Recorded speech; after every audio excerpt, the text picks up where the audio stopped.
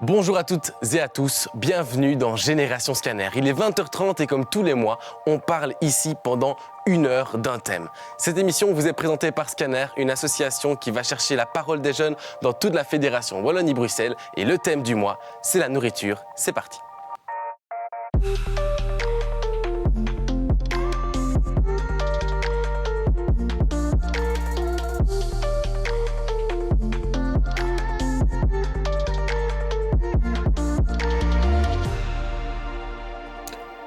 Bienvenue dans cette nouvelle émission. Je l'ai dit, le thème du mois chez Scanner, c'est la nourriture. Et vous le savez, dans les différents formats, on aborde à chaque fois le thème du mois sous un angle plus précis, mais je ne vais pas le dévoiler tout de suite. Ce sera le rôle de Fortuné qui est avec moi parce que j'ai 3 personnes de Scanner avec moi, comme à chaque fois. Commençons par Fortuné. Fortuné, comment tu te sens en cette nouvelle émission ?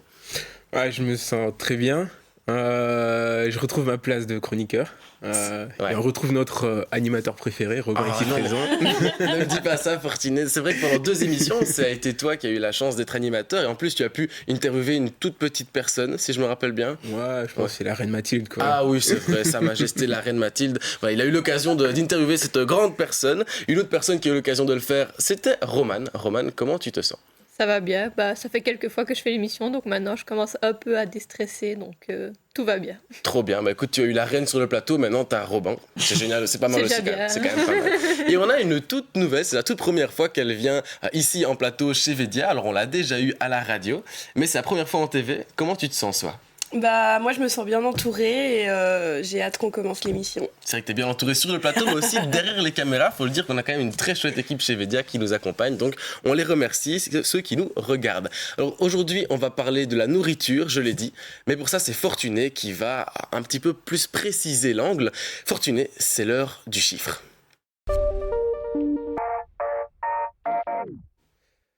Et donc, le chiffre, c'est quoi ? On a Soa qui est avec nous ici pour la première fois. On a potentiellement des nouveaux téléspectateurs. On va un peu revenir sur les règles. Vous allez voir, c'est très simple. Donc, on va projeter un chiffre. Et je vais demander à chaque chroniqueur, tour par tour, et également à notre animateur cher aimé et adoré, Robin ici présent, de nous dire en fait à quoi ça lui fait penser. Et à la fin, je donnerai la réponse et puis on passera à quelques explications par la suite. Donc, si je vous dis 3... ça vous fait penser à quoi ? On va peut-être commencer par Roman qui est juste à côté de moi. Ça te fait penser à quoi quand je te dis 3 ? 3 ? Écoute, moi, pour une petite touche d'humour, je vais dire que c'est le nombre de kilos qu'on prend avec les fêtes de fin d'année. Ah ouais, on se le souhaite pas. Ouais. On se rapproche. Franchement, c'est presque ça. Et toi, Soa, t'en penses quoi ? Moi 3, je vais rester dans la simplicité. Déjeuner, lunch et souper. Ok. J'allais partir sur un truc plus ou moins similaire parce que je me dis on fait souvent plein de repas pendant Noël tout ça, donc moi je dirais plutôt entrée, plat, dessert, même si dans ma famille c'est plutôt entrée, plat, dessert. Mais ça. Ouais, c'est parfait. Mais en fait, vous avez bien réfléchi et je pense soit même touché en fait à quoi ça correspondait. En fait, 3, ce sont les 3 repas de la journée ici en Belgique. Donc comme tu as dit, on a le repas du matin, le déjeuner, le repas de midi, et puis le repas du soir qu'ici on appelle le souper. Et avant de continuer avec mes explications, à votre avis, pourquoi on mange 3 fois dans la journée ? Ça vous dit quelque chose ou pas ? Ouais, moi je me dis quand même, moi j'ai toujours entendu ce truc là, comme les 5 fruits et légumes par jour, c'est le truc un petit peu de base. Je sais pas, moi je me dis c'est... pour que notre corps soit tout le temps en forme, on a besoin de l'énergie le matin, puis après on a un petit coup de boost le soir, et pour bien dormir, on a besoin quand même de l'énergie pour se récupérer, donc pour le soir, ouais. Pour maintenir un niveau constant d'énergie. Ok, on est ça fait partie des... Vous êtes bien... On voit que la bouffe, tout le monde s'y connaît. Parler de ça va. Et toi, Roman, pour toi, pourquoi on mange 3 fois ?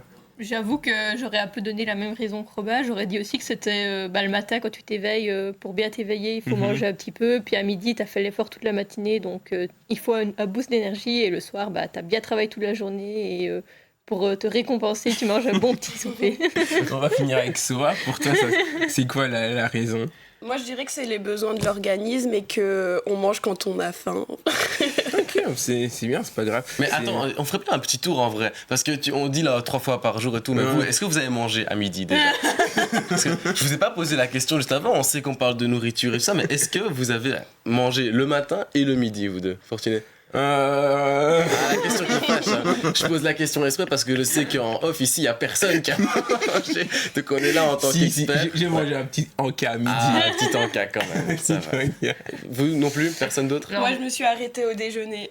Ah là Voilà. là. Et toi? Ouais, si, moi je mange toujours matin, midi, soir. Je suis un bon élève Ah, là-dessus. c'est bien, on est. Bon, on va peut-être poursuivre. Et donc, en fait, les 3 raisons, en fait, il y a 3 thèses principales qui expliquent pourquoi on mange 3 fois en journée, enfin 3 fois par jour ici en Belgique, parce que je reste sur la Belgique, parce que je sais que c'est pas comme ça partout dans le monde. Et donc, on a une première thèse. La première raison, c'est l'organisation du travail. En fait, que ce soit avant ou après l'industrialisation, ben, le travail organise en fait notre journée. Donc, ce qui se passe, en fait, c'est que voilà, tout le monde mange un peu à l'heure qu'il veut, en fait. Ça, on se rend compte, bah, chacun... Enfin, il y en a qui mangent plus le matin, plus le soir, moins le midi. Et donc, on se rendait compte que c'était pas important, que c'était pas très intéressant pour la productivité. Donc, on a décidé qu'au travail, pour des raisons économiques, on allait tous manger à midi. Comme ça, tout le monde arrête de travailler à midi. Hop, à midi, on mange. Et voilà, on continue la journée. On mange une fois, mais quand on partait travailler à l'usine ou dans les champs agricoles, ça demandait énormément d'énergie. Donc, ce qu'il fallait faire, c'est manger le matin pour avoir l'énergie pour tenir jusqu'à midi. Et ensuite, quand on finit la journée, donc on a mangé que à midi, on arrive à la maison, on est fatigué, on a besoin d'énergie, donc on mange encore une 3e fois. Et donc, c'est la première raison pour laquelle on mange 3 fois ici, en fait, en Belgique. Donc comme quoi, en fait, quand on dit que le travail régit un peu notre vie, littéralement pour l'alimentation, Ouais, on est dedans. voilà, Ok. en tout cas, c'est une des raisons. Parce qu'on a 2 autres raisons. Et la deuxième raison, c'est la santé, la digestion. En fait, comme tu l'as un peu touché, on dit que bah, quand on mange le matin, à midi et puis en soirée, on permet en fait de maintenir l'énergie tout au long de la journée pour avoir assez d'énergie pour faire ce qu'on a à faire dans la journée. Et il y a aussi une raison, c'est pour avoir une bonne digestion en fait. On dit que le corps s'habitue en fait au fait qu'on va rythmer notre façon de manger. Il y aura une meilleure distribution dans notre corps de l'énergie et ça va permettre de tenir en fait de tenir le coup pour toute une journée. Et la dernière raison, c'est le caractère rassembleur. Souvent, quand on mange ensemble avec des amis, c'est très rare. Ça m'arrive des fois quand je suis en cours, j'ai pas envie de parler aux gens, d'aller manger seul, mais ça, c'est rare. D'habitude, bah, le matin, tu manges avec ta famille. Souvent, à midi, tu manges avec tes collègues ou tes amis. Et le soir, bah, avec ta famille ou tes collègues et tes amis. En fait, ça permet en fait, de garder le lien avec nos proches, que ce soit la famille ou les amis. Et donc, ça, c'est les 3 raisons qu'on trouve principalement qui expliquent les 3 repas par jour. Et ici, en fait, tu as parlé du fait qu'on n'avait pas tous mangé notre petit déjeuner et le midi. Et à votre avis, est-ce que vous pensez que le déjeuner, c'est le repas le plus important de la journée ou pas, en fait? Moi, je suis de l'école que oui. L'école que, même si... en fait, moi, j'ai un peu difficile à manger le matin, souvent la même chose et tout ça. Mais il n'y a pas un matin où je rate mon déjeuner. Quoi, parce que je sais que si jamais à 8h, j'ai la chance de pouvoir déjeuner à 8h, à 8h, si je mange pas, à 10h, je suis en PLS. Quoi. Ok. Donc, ouais, non, moi, je le rate pas. Pour moi, c'est important. Et c'est vrai? Moi, personnellement, mon repas favori de la journée, c'est le midi. Ok. Parce que déjà de base, je mange plus salé que sucré. Et c'est vraiment à ce moment-là que j'ai le plus de regain d'énergie. Je suis plus pour la team du midi. Et Roman? Non, moi, le petit déjeuner, c'est sacré. Il faut pas y toucher. Moi, je trouve que c'est important. C'est peut-être un peu cliché parce que souvent, on dit que le petit déjeuner, c'est le repas le plus important de la journée. Mais moi, je ne peux pas louper le petit déjeuner. Ok. Eh bien, figurez-vous que selon les études scientifiques, on n'a pas de consensus. On ne sait pas en fait si le repas du matin est le plus important pour avoir une journée avec assez d'énergie. Et en vrai, c'était intéressant parce que moi, par exemple, j'ai vraiment du mal avec le repas du matin. Enfin, le petit déjeuner, pour moi, franchement, c'est... Sur une semaine, peut-être 2 fois, je vais avoir la possibilité de... Et c'est même pas... La possibilité, c'est que j'ai même pas envie de manger le matin, en fait. Et en fait, finalement, en fait, on doit tous manger, en fait... Normalement, enfin, hormis les régimes, parce que voilà, des fois tu fais un régime pour être en prise de masse ou perdre du poids, ben là, tu as un quota de repas à respecter ou à ne pas respecter. Mais normalement, en fait, on mange quand on en a envie. Il n'y a pas besoin de manger le matin, à midi, en fait, si tu as envie, si tu as faim, si tu as la sensation d'avoir faim, tu manges, c'est tout. Ben, c'est vrai qu'il y a des moments où on mange parce qu'il est l'heure. Genre, il est entre midi et 13h et du coup, on se dit, bah, il faut que je mange, mais des fois, moi, j'ai pas faim non plus. Par contre, est-ce que... c'est pas la même chose, j'imagine, avec l'eau, parce qu'on dit qu'à partir du moment où on a soif, ça veut dire qu'on est déjà déshydraté. Voilà, en fait, c'est important, j'allais pas sortir cette information. Mais en fait, j'ai écouté un podcast hier et il y avait un médecin qui parlait du fait de boire et qui disait en fait que déjà, en fait, on n'est pas obligé de boire 2 litres par jour, ça aussi c'était une invention, et qui disait en fait, on doit boire quand on a l'impression d'avoir envie de boire. Il faut pas boire quand t'as soif, parce qu'en fait t'as déjà raté en fait le moment de boire. Et ça c'est vrai que c'est intéressant. En fait on se rend compte qu'il y a énormément de choses qu'on fait, mais qui n'ont pas été confirmées par la science, mais on les fait quand même, quoi. Alors moi je peux dire que j'adore manger, mais je sais pas si dire en TV que j'adore boire, c'est une très bonne idée, mais du coup on va aller poser ce genre de questions justement dans la rue. C'est Alexandra et Victoria, nos 2 micro-trotteuses, qui ont été, comme chaque semaine, dans la rue, vous poser des questions à vous, derrière la caméra. Salut la team! Aujourd'hui, nous partons à la rencontre des jeunes pour parler d'un sujet qui nous concerne tous, l'alimentation. Fast-food, repas fait maison, grignotage ou encore alimentation équilibrée, les habitudes alimentaires des jeunes sont au cœur de nombreuses discussions. On descend dans la rue pour leur poser la question et on apprend davantage sur leurs habitudes alimentaires. Pouvez-vous me décrire une journée type de vos repas? Moi je déjeune souvent le matin avec du yaourt et souvent des fruits surgelés et des céréales dedans. Du muesli, du granola. Yaourt et des céréales complètes. Ça fait un peu elfie comme ça. Kellogg's. Salé parce qu'il paraît que c'est meilleur pour la santé. Sucré mais léger. Jamais. C'est un café. Beaucoup de tartines. Le midi des tartines. Une tartine. Tartine au boulot. Souvent chaud. À soupe. Du riz, du poulet. Le reste de la veille. Un repas tout prêt, industriel. Soit c'est du fait maison. Et le soir, je fais à manger. Souvent des pâtes et du risotto. Féculents, légumes, viande. Féculents mais cuits en matière grasse. Légumes, viande blanche en poisson. Ici on mange chaud à midi, souvent le soir on mange froid. Je mange toujours chaud. Soit j'ai le courage de me faire à manger, soit c'est des plats préparés. Parfois je commande aussi, j'avoue. Avec un petit sucré quand même de temps en temps. Et des fruits, quand j'y pense. Est-ce que vous essayez de manger équilibré? J'essaie quand même de varier un peu ce qu'on mange tous les jours. Oui, parce que c'est meilleur pour la santé.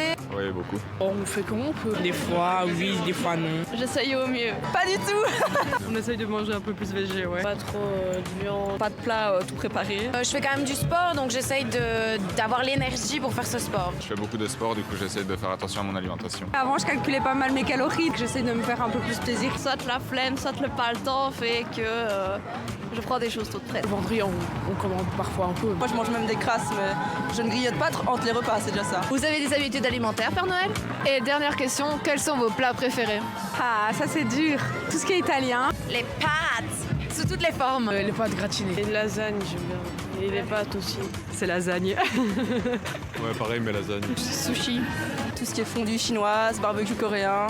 Les frites, les pâtes. Vol au vent. Les gâteaux. Les fast-food, les pâtes, poissons, même tout. Et alors là, comme c'est la période du marché de Noël, on va pas se mentir, les petites raclettes, tartiflettes. La tartiflette, ce qui est aussi fromage, raclette, fondue. Et le boulet liégeois, évidemment. Merci de nous avoir regardés et à la prochaine, la team. Et voilà, donc c'est un sujet qui est quand même fort rassembleur. T'en avais parlé, hein, Fortuné, la nourriture, tout le monde sait en parler entre guillemets. Quand on fait des micro-trottoirs, des fois, les personnes peinent un petit peu à répondre ou n'ont pas envie de répondre sur tous les sujets.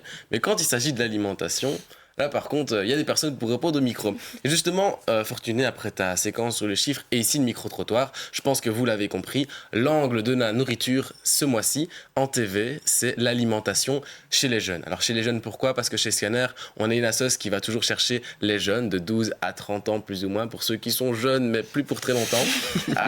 Et donc ici on parle de l'alimentation, vous l'avez compris, on parle déjà ici de comment est-ce qu'on mange, est-ce que le midi est important, le matin est important. Ici avec le micro-trottoir, la séquence dans la rue que vous venez de voir, est-ce que vous vous retrouvez dans ce qui a été dit, dans cette méthode de manger et surtout sur les plats préférés? La question qui divise pas mal. Ouais, moi franchement les boulets liégeois, j'adore. Moi j'adore. Franchement, je pense que ça fait partie de mes plats préférés. Et en fait j'aime bien quand c'est gras comme ça. C'est bon. C'est gras et sucré en plus. Ouais, en fait c'est un mélange spécial et moi franchement je valide. Il y en a d'autres où c'est le plat préféré dans le plateau? Moi j'avoue que j'allais aussi dire que c'est un peu cliché en tant que Belge, mais les frites et les boulets liégeois, j'aime quand même beaucoup. Hein. S'il vous plaît, le cliché des Belges. On sait qu'on est à Verviers, Liège, on est là-dedans, mais quand même, c'est la même chose? Non, moi... Yes. Non, moi, un de mes plats préférés, en fait, c'est plus... la cuisine, quand c'est épicé, Okay. J'aime beaucoup. J'aime bien quand la cuisine est bien épicée. Ouais, ok, je comprends. Moi, c'est plutôt. Il y en a qui l'ont dit avec un certain air, c'est les lasagnes, les pâtes. Les pâtes, ça, c'est mon truc. Bah, c'est très chouette parce qu'on voit qu'on a quand même des avis différents. Bon, on est tous issus de la même région ici, en tout cas. Donc, c'est sûr qu'on se retrouve dans les frites et tout. Après, il y en a qui n'ont pas du tout ces goûts-là. Mais au niveau de vos habitudes alimentaires, est-ce que vous, qui mangez pas de manière très régulière, ou du moins pas comme c'est recommandé, en tout cas, vous ressentez ces manques-là, ou c'est vraiment... vous mangez ainsi parce que c'est dans votre habitude?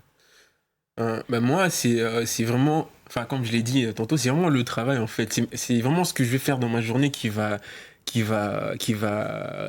déterminer ce que je vais manger. Si en matinée j'ai pas trop le temps, désolé le petit-déj, mais on va passer à autre chose. Et le midi, ça, je le fais souvent.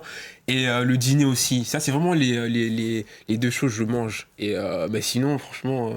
Voilà, je fais plus 2 repas que 3 repas par jour. Mais je mange quand même beaucoup. Donc, Et si on va plus loin dans les habitudes alimentaires, plutôt que petit déjeuner, et j'allais dire à la française, désolé les personnes qui nous regardent, mais déjeuner, dîner et souper, est-ce que vous avez des habitudes alimentaires qui changent un peu? Parce qu'on voit qu'il y a des courants qui sont de plus en plus présents. On pense au véganisme, aux végétariens, aux flexitariens, aussi au niveau des religions, il y a des fois qui changent. Vous, ici, vous avez des habitudes alimentaires un petit peu différentes de ce qu'on peut considérer, entre guillemets, comme la norme? Moi, personnellement, j'ai un estomac assez solide, donc je peux manger un peu de tout. C'est juste que je vais éviter, par exemple, de consommer du porc, même si je ne mange pas forcément halal. Je pense que c'est aussi pour un bien-être pour la santé, et donc je vais éviter tout ce qui est trop fast-food, etc. Ok. La question du fast-food, justement, on pourra l'aborder plus tard dans l'émission. Mais ici, on parle... au niveau vraiment physiologique, il y a des personnes qui savent moins manger que d'autres. Moi, par exemple, les choux, c'est compliqué. Mais il y en a aussi beaucoup, c'est au niveau culturel ou au niveau de leur engagement, qu'il soit politique ou non, où là, on mange différemment. Peut-être, Fortuné ou Roman, vous avez, vous, des engagements comme ça, ou c'est full carnivore? Non, je vais peut-être continuer, puis Roman va compléter. Moi, j'ai découvert que j'avais des intolérances. Donc ce qui fait qu'en fait tout ce qui est pommes, la majorité des fruits, franchement pour l'instant c'est chaud quoi, j'arrive plus à les digérer. Donc je vais bientôt aller voir ma dermato qui va essayer de m'expliquer en fait qu'est-ce qui s'est passé, parce que plus jeune j'avais absolument pas ce problème, donc là j'ai vraiment du mal à digérer, donc ça change mes habitudes alimentaires, mais voilà, c'est plus médical, c'est pas des convictions philosophiques quoi. C'est vraiment, pour l'instant franchement pas de fruits chez moi.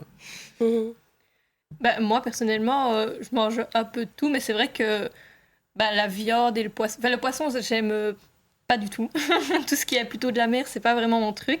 Et c'est vrai que la viande, j'en mange de temps en temps, mais c'est pas non plus quelque chose que je ressens pas le besoin tous les jours de manger de la viande. Donc... Mais maintenant, dire que c'est pour des raisons éthiques, etc., je n'irai quand même pas jusque-là. C'est plus d'un point de vue goût, un peu, mais... ce que j'aime et ce que j'aime pas, mais c'est vrai que ça peut arranger d'un point de vue écologique le fait justement que je mange peut-être moins de viande, etc., mais c'est plus au niveau du goût que ça tranche, moi personnellement. C'est vrai qu'on a cette question-là, la question éthique, la question écologique aussi. On en a parlé lors de je pense que c'était notre toute première émission, où on a parlé du côté de l'agriculture, etc., du secteur agroalimentaire. Donc, d'ailleurs, si vous voulez retrouver l'émission, elle est disponible sur Vedia et sur Scanner, donc vous pouvez tout retrouver partout. On a discuté justement de ces enjeux-là, où il y avait une montée comme ça des végétariens, du véganisme, aussi bien pour le bien-être animal, donc le côté éthique, et aussi le côté écologique, parce que le secteur alimentaire coûte énormément à la planète. Donc ici, on est sur un plateau qui est 100% éthique, non quoi. Non, c'est vrai. Personnellement, moi aussi, on mange de moins en moins de viande chez moi, parce que déjà c'est cher. On peut en parler aussi après. Le coût de la nourriture, notamment pour les étudiants, c'est incroyable. Et puis aussi parce que on sait les conditions des animaux, tout ça, c'est assez complexe. Vous, c'est quoi l'indicateur qui fait que vous allez choisir tel ou tel produit? C'est le prix, c'est le bio, c'est la proximité? Comment est-ce que vous choisissez votre alimentation? Moi ici franchement c'est le bio. Franchement pour l'instant je fais... En fait, c'est vraiment dans la gradation. J'ai commencé avec les vêtements, maintenant je passe dans l'alimentaire où je suis vraiment... Enfin, je ne veux pas dire que je suis flexitarien, mais je me rapproche de cette façon de faire. Et peut-être pour préciser, je pense, Flexitarien, c'est donc t'évites. Je vais réexpliquer c'est quoi. Flexitarien, c'est t'évites de manger de la viande. Donc si tu peux éviter de la viande, si t'as le choix entre viande et poisson, tu partiras sur le poisson. Mais s'il y a de la viande, tu mangeras. Et voilà, moi j'essaie vraiment d'adopter cette approche en fait, parce que je me rends compte que des fois j'ai pas nécessairement besoin de consommer de la viande et qu'il y a des alternatives. S'il y a des alternatives, je vais aller vers les alternatives. Et je pense que voilà, ça permet aussi d'éviter. C'est bien pour notre portefeuille. Et c'est bien pour la planète, et donc on est gagnant dans les deux. C'est vrai qu'on est gagnant, et puis il y a quand même les alternatives, on sait. Alors, c'est pas tout à fait pareil, c'est quand même, faut pas non plus comparer à outrance, mais il y a quand même des alternatives aux protéines, etc. Donc on sait que des végétariens peuvent se supplémenter. Après, voilà, avoir ce qui est comparable, on est bien d'accord, c'est pas les mêmes protéines non plus. Et pour faire aussi un petit point, tu as très bien fait de le faire. On parle souvent de végétarien, végétalien et vegan, qui sont trois choses différentes, même si elles sont assez apparentes. Un végétarien, c'est qu'il ne mange pas de viande animale, donc que ce soit même en soi le poisson, tout ça. Végétalien, c'est aussi bien l'animal et ses productions, donc pas de lait, pas d'œufs et tout ça. Et les véganes, il y a la dimension de l'engagement en plus et le côté, une veste en cuir, puisque ça vient d'un animal, on sait pas qu'on la consomme, mais on ne l'achète pas non plus. Mais écoutez, on a pu un petit peu débattre, mais on va maintenant passer un petit test, comme à l'école, puisque c'est Romane qui nous a préparé quelques petites questions, notre institutrice préférée. Elle nous a préparé le QCM.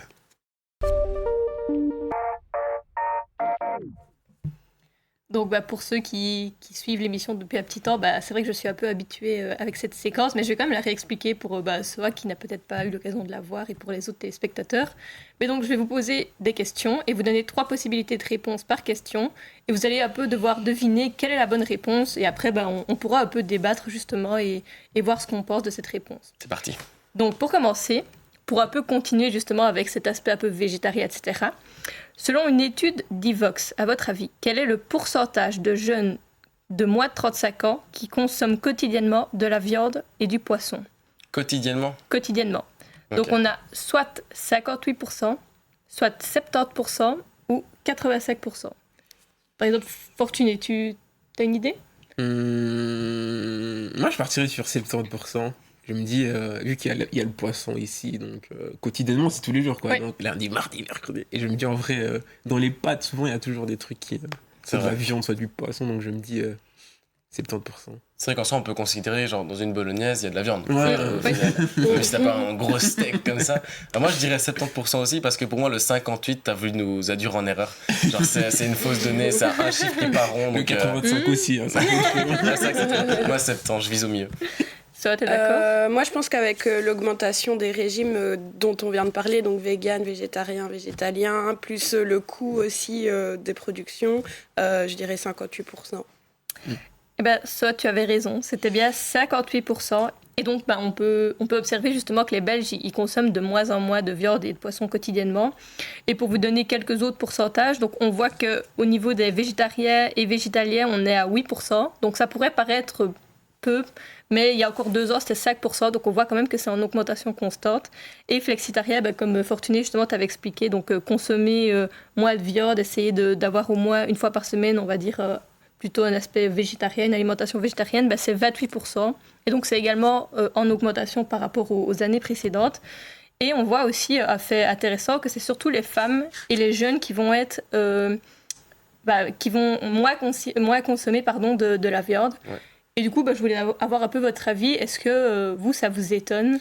Moi, ça ne m'étonne pas du tout, parce que, comme on l'a dit, c'est des mouvements qui prennent de plus en plus, surtout le côté plus flexitarien, on en parle un peu moins, parce que c'est peut-être un peu moins radical, un peu moins, on arrête tout d'un coup. Parce qu'il y en a plein qui, il faut le dire, ils aiment bien la viande, le poulet, le poisson. Donc moi, ça ne m'étonne pas que ça grimpe énormément, d'autant plus quand tu dis sur la jeunesse. Nous, on le voit chez Scanner, puisqu'on rencontre beaucoup de jeunes. Ce côté jeunesse engagée, il est de plus en plus fort. Et donc, changer ses habitudes pour un questionnement éthique, ça m'étonne pas. Ouais, mais moi, il y a peut-être un truc qui m'étonne, c'est pourquoi il y a une différence entre les hommes d'un côté et puis... c'est vrai que pourquoi les hommes consommeraient... plus après, je me dis la salle de sport, je sais pas. Les protéines. C'est vrai que c'est une question qui c'est vrai que c'est... Ou alors le côté barbecue, enfin, je sais pas, mais c'est vrai que c'est... Pourquoi les hommes ne sont pas avec le reste de... Enfin, j'allais dire de la population, mais non. Mais ouais, c'est vrai que ça m'intrigue un peu. Mais c'est vrai que ouais, le 58%, quand on réfléchit comme ça, c'est vrai que c'est un peu plus compréhensible. On pourrait rentrer dans les clichés, mais on va éviter de le faire pour pas être trop clivant. Toi, ça t'étonne?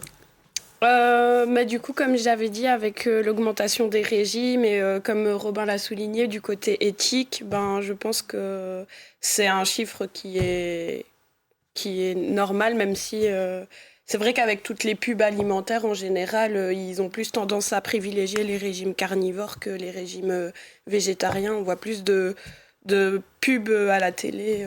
Voilà. Et justement, on en a déjà un peu parlé avant, mais selon vous, c'est quoi les raisons principales qui expliquent justement cet effet, le fait que maintenant on consomme de moins en moins de viande? On a parlé du côté éthique, du côté un peu écologique, mais est-ce que selon vous, il y a d'autres raisons qui pourraient expliquer cela? Par exemple, Robin, toi, tu as une idée? Moi, je pense que c'est éthique. Éthique à fond. Après, tu as l'écologique qui est un peu lié. Souvent, quand on fait attention à la condition animale, on est aussi sensible aux thèmes comme l'écologie. Et en deuxième, je pense que tu as le côté culturel aussi, où on peut penser à certaines religions qui interdisent certaines viandes, ou qui limitent, ou qui a des règles. Ça, je pense que c'est un facteur limitant. Après, si on parle de la culture plutôt musulmane, qui interdit donc le porc, en soi, je pense que c'est pour ça qu'ils mangent moins de viande. Ils ne mangent pas de porc. Donc, rien que pour cette raison-là, je mettrais l'éthique en premier. Ouais. Et ces derniers temps, on a souvent des reportages, tu vois, qui nous sensibilisent par rapport à ça. Et je pense qu'inconsciemment, on intègre toutes ces choses. On se dit, la condition animale, voilà, c'est pas non plus le must. Donc, on se dit, on va éviter au possible. En fait, je pense que par du moment où tu es sensibilisé, inconsciemment, tu fais attention à ça. Ouais. Et on l'a soulevé un peu plus au début de l'émission, et aussi le côté économique, quoi. Je pense que personnellement, quand je me suis mis un peu au sport et que je devais avoir mes apports caloriques, je suis là, c'est voilà, faut un peu réfléchir, quoi. Et je pense que si tu as une alternative moins chère, tu sautes dedans, quoi. Surtout, on parle des étudiants, là ça devient de plus en plus cher, mais le côté prix nous a préparé une belle petite séquence après, donc on y reviendra, le côté prix. Ok.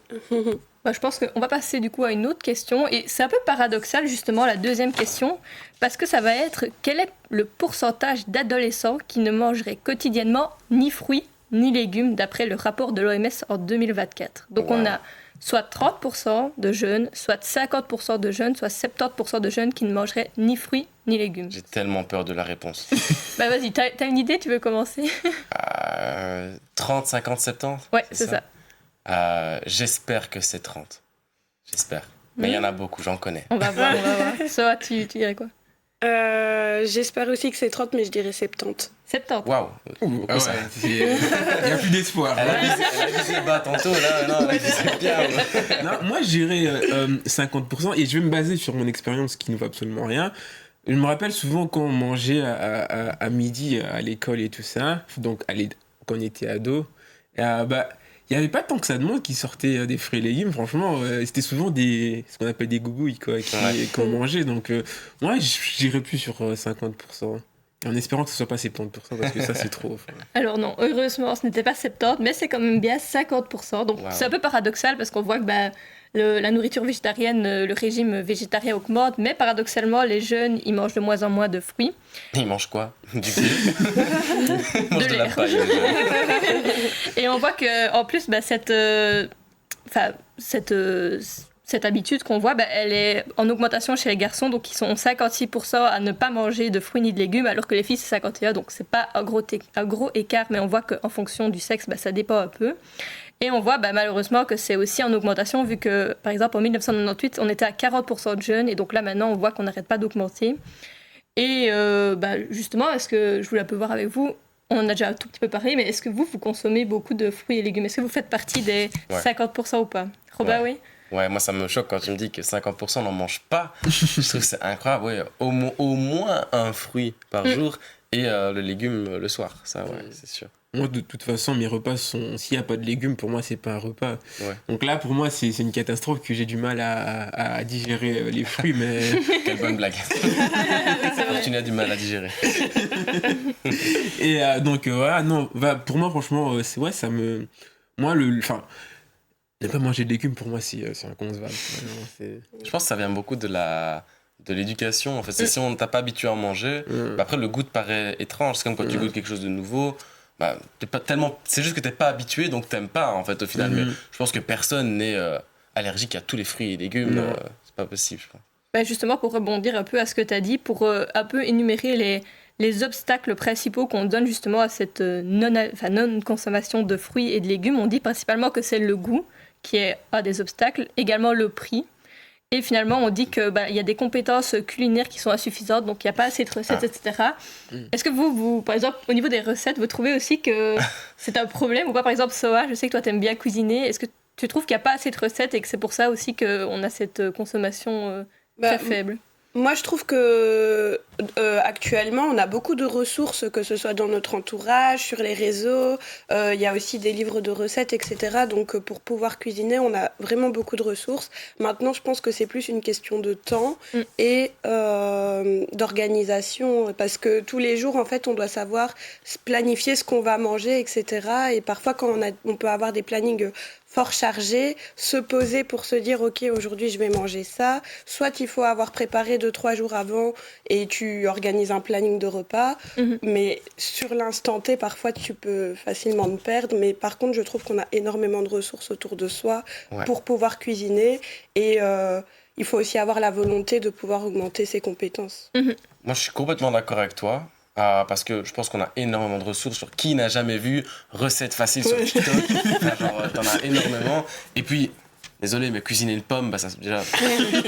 Tu la cuisines pas quand tu la manges comme ça. Donc, pour moi, cet argument-là, je peux le comprendre, mais je pense que c'est juste, on n'a tellement pas l'habitude, enfin, certains ont tellement pas l'habitude d'en manger, de cuisiner ou de voir des légumes et des fruits cuisinés, qu'en fait, ça paraît loin, inatteignable, et du coup, on s'y met pas.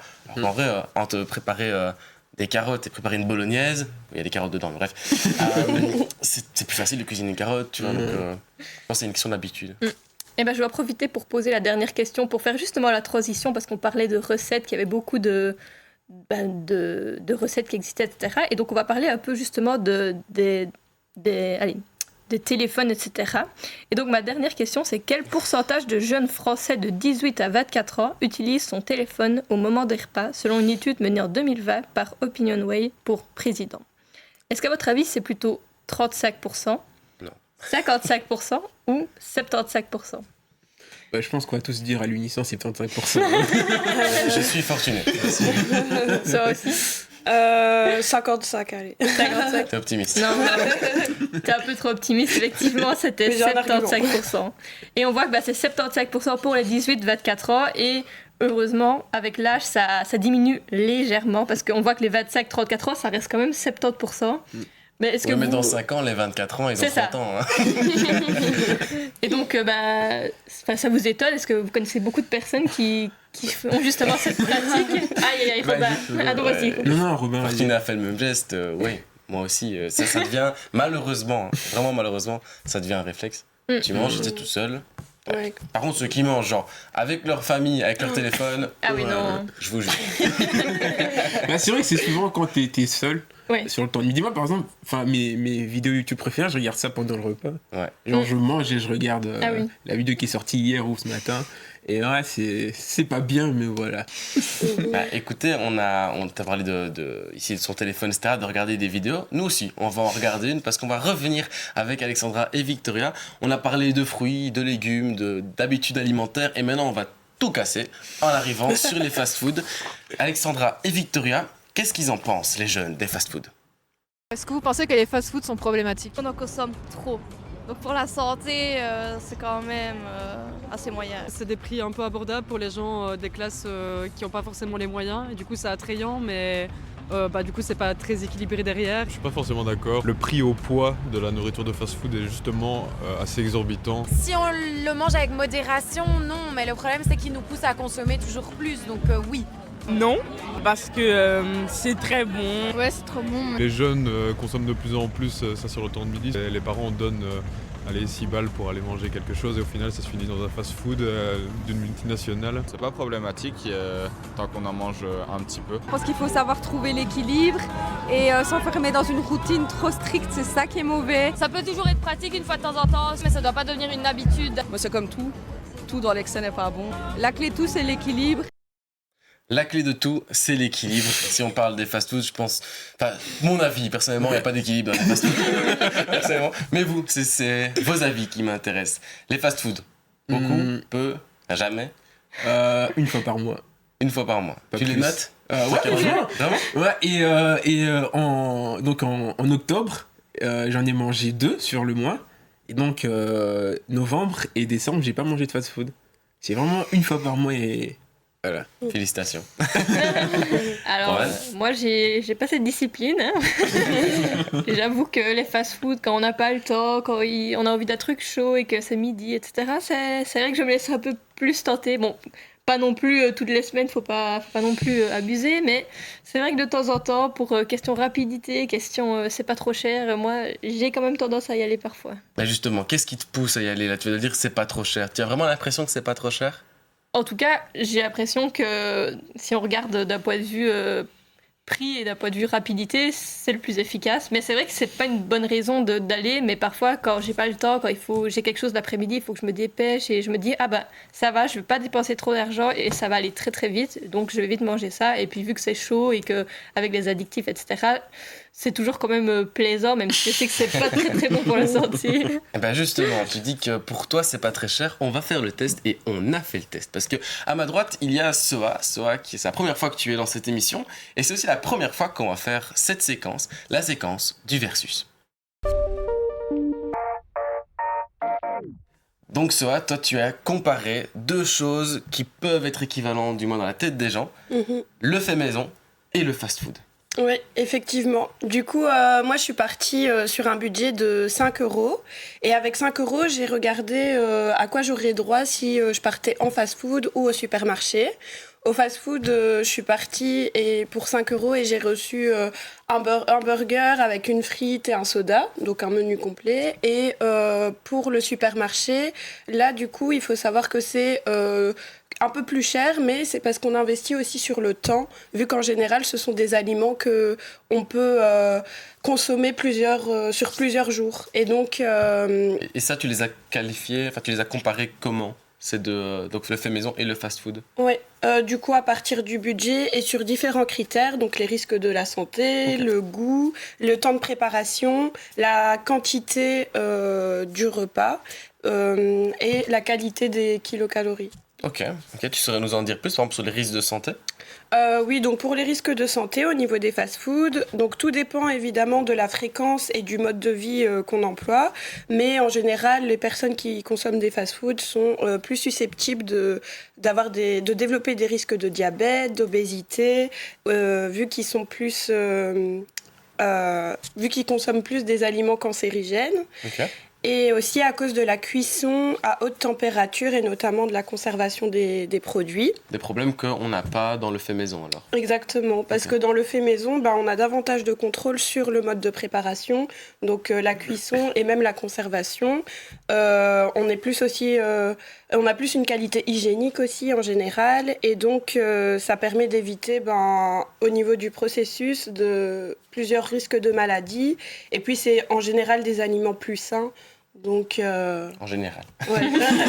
T'as parlé dans les critères du goût. Le goût, c'est assez subjectif, mais t'as quand même su comparer les deux? Oui, du coup, là, pour le goût, au niveau des fast-foods, comme on le sait tous, ou alors je vous l'apprends, en général, dans les produits, il y a beaucoup d'addictifs. Et donc, ces addictifs accentuent l'effet sucré, l'effet salé, ce qui donne l'envie de plus de consommation. J'ai vu aussi qu'il y avait une méthode qui s'appelle le craving food. Et donc, c'est, en fait, tu veux manger sans avoir la sensation de faim. Donc, évidemment, juste parce que tu as envie, puis il y a aussi les couleurs des fast-foods et tout qui sont plus attractives. Le marketing. Voilà, exactement. Donc, tu veux consommer sans avoir forcément faim, alors que pour la cuisine maison, en général, c'est des goûts de meilleure qualité et qui sont pas forcément sur longue durée. On n'a pas d'arrière-goût après parce que la cuisson est de meilleure qualité et puis c'est souvent plus équilibré. Et donc, voilà. Et moi, je te dis, des fois, je mange aussi chez moi et je me fais à manger, pas parce que j'ai faim. Et donc, le goût est meilleur quand c'est fait maison que quand c'est... Ouais, Ok, Mais d'accord. tout ça, c'est à cause des additifs, parce qu'en Ok. général, dans les fast-food, ils ont des techniques marketing qui vont accentuer l'effet sucré, salé, épicé, etc. On fait du marketing avec notre bouffe. ça. et derrière, je sais pas si vous avez déjà vu, mais des fois, ils mettent aussi des petites pastilles qui sont anti-vomitives, tellement il y a d'additifs, etc. Qu'en fait, ils mettent une pastille qui cuit avec et qui fait qu'en fait, le truc, ça ne te permet pas en fait de ressentir tout ce truc trop sucré ou trop gras, etc. Et ça, c'est dingue. Mais tu as parlé aussi du temps. On dit fast food, on se dit c'est rapide, c'est la bouffe rapide. Réellement? Pour les fast-food, oui. En général, c'est des aliments qui sont déjà pré-cuits et donc ou alors comme c'est cuisson à haute température, c'est plus rapide, quoi. Pour le temps, du coup, c'est plus rapide. Et pour la cuisine maison, donc là, ça demande quand même de l'organisation parce qu'il faut savoir quoi manger. Donc ça doit être... Vous voyez, ça c'est quand on fait maison, il y a des fois des petits problèmes. Donc ça doit être planifié. C'est pas grave. Ça doit être planifié, organisé parce qu'il faut aller faire les courses, il faut cuisiner et ça demande aussi de nettoyer pour qu'on puisse toujours utiliser sa cuisine normalement, quoi. Et donc là, avec tout ce que tu viens de nous dire, si tu compares un peu les calories, etc., qu'est-ce que tu as remarqué? Alors, en comparant les calories au fast-food et au supermarché, j'ai remarqué que au fast-food, on était à 986 kilocalories, tandis qu'au supermarché, c'est à 525 kilocalories, ce qui est la moitié. Et donc, il y a quand même une grande différence. Donc, en fait, si on regarde un petit peu le vrai dilemme entre fast-food et cuisine maison, on a la santé, mais on a aussi le gain de temps et la gestion de budget, celle qu'on pense souvent. Mais tu nous as dit que pour les deux, tu en as vu pour 5 €. Alors, pas totalement. Pour le fast-food, oui, mais je suis tombée sur une promotion. Et pour le supermarché, en fait, j'en ai eu pour 7,82 €, mais parce que c'est pas un repas ponctuel, c'est un repas qu'on peut consommer sur plusieurs jours. En fait, c'est comme une petite liste de courses qui peut être consommée. Comme si on achetait une mayonnaise, on ne sait pas acheter de la mayonnaise juste pour un plat, quoi. On la tient sur plusieurs jours, puisque le fast-food, c'est fini. Donc c'est quoi en fait la réponse à tout ça? Donc la réponse, c'est peut-être qu'il s'agit d'un équilibre, c'est-à-dire que pour le fast-food, on peut le réserver en situation d'urgence si vraiment c'est la dernière option, alors que pour le supermarché, il faut en profiter dès qu'on a l'occasion parce que d'office, ce sera plus économique. Voilà, sans logique non plus de culpabilité. Ce n'est pas grave si une fois vous allez au fast-food, ça arrive, tant que ça reste dans un équilibre comme tu l'as dit. Voilà, c'est la fin de ta toute première séquence en TV. Comment ça s'est passé? Ça a été? Ouais, franchement, je suis super contente d'être ici sur le plateau et d'avoir pu parler d'alimentation parce que ça fait plaisir à tous. Voilà. Et oui, merci pour votre... Merci. On t'avait dit qu'on encadrait bien les choses. Écoute, maintenant on arrive bientôt à la fin de l'émission. Donc qu'est-ce qu'on fait à la fin de l'émission? On essaye d'aller un petit peu plus loin sur le sujet ici de l'alimentation pour les jeunes. C'est donc la séquence What's Next? Donc pour ça, vous avez préparé tous les trois une petite initiative, un mouvement, ou des fois vous pouvez même parler d'œuvres ou quoi, peu importe, quelque chose qui nous permet d'aller plus loin sur le thème de l'alimentation pour la jeunesse. Et c'est Romane qui va commencer avec le quotidien, mais attention, quotidien avec un K. Oui, donc moi je vais vous parler du Quotidien, qui est donc une épicerie étudiante solidaire du pôle académique Liège-Luxembourg. Et donc ça va permettre justement aux jeunes qui ont peut-être moins de moyens de se nourrir quand même de manière équilibrée et saine.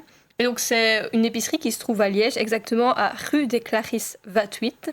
Et donc il faut juste prouver entre guillemets qu'on est bien étudiant et qu'on vit une période un peu difficile financièrement. Et après on vous accueille et on vous permet d'acheter des aliments soit à prix réduit par rapport à ce qu'on vend de manière ordinaire, soit parfois même gratuitement. Et donc finalement, c'est super facile. Vous devez juste aller présenter du coup ces petites preuves, même si c'est pas, j'aime pas appeler ça des preuves, mais montrer votre situation. Et alors on vous accueille, on vous permet de prendre différents articles, etc. Et donc pour ceux qui seraient intéressés, c'est ouvert le lundi, mercredi et vendredi de 17 à 19h, donc rue des Clarisses 28. J'allais justement te demander de répéter la date, donc c'est magnifique.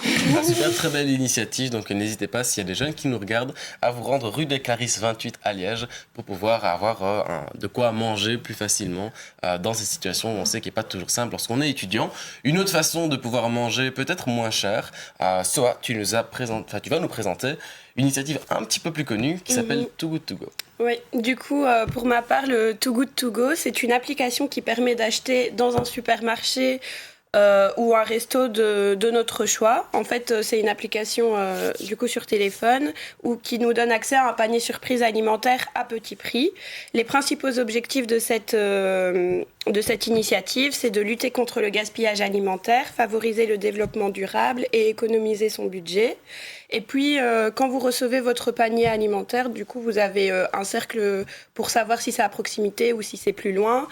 Et à la fin, vous pouvez évaluer la qualité de votre panier surprise en laissant un commentaire pour permettre à d'autres utilisateurs de savoir plus ou moins à quoi s'attendre pour la qualité des produits. Et franchement, des fois, on peut avoir vraiment des bonnes surprises dans les Too Good To Go. On a des fois, on paye un panier pas très cher et t'as du saumon, du homard, etc. Donc, il faut avoir un petit peu de chance, mais ça peut toujours dépanner. C'est le nouveau loto. C'est une application qui se télécharge, j'imagine, sur toutes les plateformes de téléchargement. Exactement. Google Play, Apple Store et tout ça. Ouais, j'ai pas d'adresse à partager. Mais justement, t'as plein d'adresses sur l'application. Fortuné, toi, tu nous présentes, c'est un peu différent, Cœur SDF. Ouais, ici, donc, on va changer de perspective. C'est pas nous pour aller nous nourrir. Mais ici, en fait, donc, Cœur SDF fonctionne, donc c'est une ASBL, c'est pour ça le lapsus. Et donc, en fait, comme j'ai dit, il y a un changement de perspective. En fait, on va pouvoir aller aider Cœur SDF à préparer de la nourriture pour les personnes qui sont en situation de précarité. Et c'est super intéressant comme façon de faire parce qu'en fait, c'est pas juste on prépare de la malbouffe ou de la mauvaise nourriture. Non, en fait, Cœur SDF est en contact avec des producteurs locaux qui fait en sorte qu'ils ont accès à de la viande. On en a parlé de bonne qualité, des légumes et du féculent. Et c'est super intéressant. Donc, Cœur SDF sont sur Herstal. Mais vous pouvez facilement les contacter sur leur page Facebook qui est Cœur SDF. Et j'ai eu l'opportunité d'aller là-bas avec le cercle étudiant Amnesty, un peu de pub. Et donc, on a pu aller un samedi matin couper les carottes, couper des patates, des pommes. Et c'était super intéressant. Ça te permet aussi de voir en fait comment ça fonctionne et aider en fait d'autres personnes à avoir accès à une bonne alimentation. Bah c'est super, donc on a pour manger pas trop cher et pour faire une bonne action. Et il me reste du coup maintenant à vous de me poser une question. On arrive aux fêtes, c'est bientôt les fêtes, c'est bientôt Noël, c'est bientôt la bonne année. Des moments où on mange pas très correctement. Vous, c'est une période où vous sentez que la nourriture, elle commence à faire mal? Ça va, franchement. Ça va, en vrai, ça va. Moi, en vrai, je pense que j'ai un métabolisme qui fait que je digère facilement. Et donc, franchement, moi, je ne me lâche pas, je mange. Après, je pense qu'il faut en profiter. Je pense que durant toute l'année, j'essaie de faire attention. Donc ici, pour les fêtes de fin d'année, on y va, les fondus. Voilà. Vous deux aussi, les fêtes de fin d'année, c'est le moment où on mange beaucoup. Moi, c'est compliqué. Moi, vu que c'est en famille...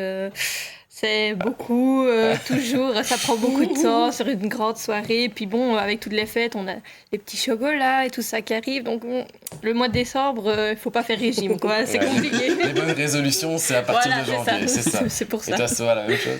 Moi, en décembre, égale raclette. Et j'aime beaucoup ce repas parce que je trouve ça hyper convivial. Et puis c'est un peu un Tetris où tout le monde doit collaborer pour avoir son fromage, sa viande, ses légumes. Donc c'est trop chouette. Alors pourquoi est-ce que je vous pose cette question? Fortuné, tu as parlé de Cœur SDF. Là, on pense, voilà, c'est les fêtes de fin d'année, on s'offre plein de cadeaux, on mange énormément. Mais malheureusement, il y a plein de personnes qui n'ont pas accès à tout ça. Et c'est les personnes que nous, on rencontre pas mal chez Scanner. Donc c'est des gens qui n'ont pas forcément l'argent pour faire des cadeaux, pour se nourrir correctement. Ne fût-ce que... On parle pas que de Noël, mais toute l'année. Et donc, en cette période de fête, en cette période de cadeaux, n'hésitez pas justement à avoir des petites pensées pour d'autres personnes que votre famille, aussi les personnes qu'on croise ou justement qu'on ne voit pas, qui sont un peu invisibilisées. faire un petit geste, aller aider chez Cœur SDF ou aider dans toute autre association qui pourrait aider là-dessus. Ça pourrait être très chouette. On vient de parler pendant 1 heure de l'alimentation, donc ça me paraissait important de souligner que certaines personnes n'ont pas forcément accès. On ne parle pas que des jeunes ici, même si nous on s'axe là-dessus. Voilà, donc n'hésitez pas à faire un petit geste. Il me reste plus qu'à vous remercier, Fortuné, Roman et Soa, pour cette belle émission qui vient de passer. On a parlé de l'alimentation pour les jeunes pendant 1 heure. On se retrouvera pas le mois prochain, mais en février, le 3e vendredi du mois, sur Vedia, toujours de 20h30 à 21h30, sur un autre sujet. À chaque fois, on a des thèmes du mois très différents. D'ici là, vous pouvez nous suivre sur scan-r.be. Il apparaît quelque part sur votre écran. Suivez-nous, on a Instagram, LinkedIn, Facebook, on a même TikTok et un site internet, Spotify. Bref, suivez-nous partout. L'émission, vous pouvez la retrouver sur Scanner, Vedia et sur Ovio. Donc, si vous ne l'avez pas vue, il n'y a aucune raison que vous ne la partagiez pas et que vous n'ayez pas à la revoir une deuxième fois. D'ici là, passez de très bonnes fêtes et une bonne année à tout le monde. Merci. Merci.